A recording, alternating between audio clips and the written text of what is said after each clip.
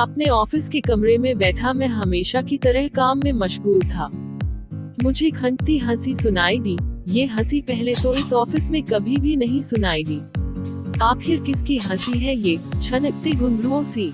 मैं अपने आप को रोक नहीं पाया और केबिन खोलकर बाहर झांकने पर मजबूर हो ही गया। देखा तो केबिन के सामने एक डेस्क छोड़कर ही वह बैठी थी।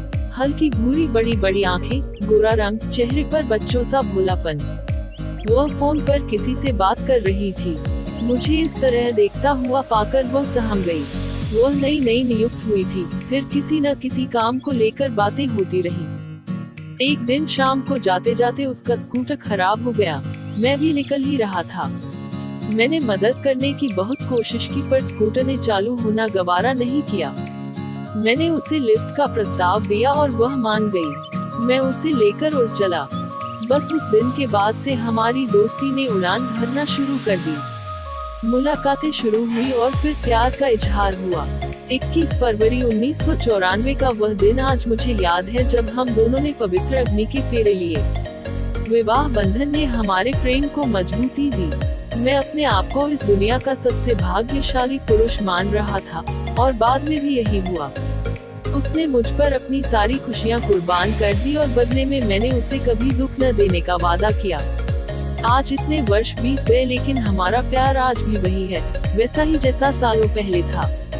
कुछ समय से मैं काम में बहुत मसरूफ हो गया और समय नहीं निकाल पाया। उसने मुझसे कुछ भी नहीं कहा, कभी कोई शिकायत नहीं की। फिर भी मैं उसके मन के भावों को जान गया। वह कुछ उदास सी रहने लगी थी। मैंने ऑफिस से 8 दिन की छुट्टी के लिए आवेदन दिया और केरल का टूर बुक कराया। केरल की हरी भरी खूबसूरती उसे बेहद भाती है, यह मुझे पता था। 2 दिन पहले जब मैंने उसे यह बात बताई तो वह खुशी से उछल पड़ी। हम यात्रा पर चल पड़े।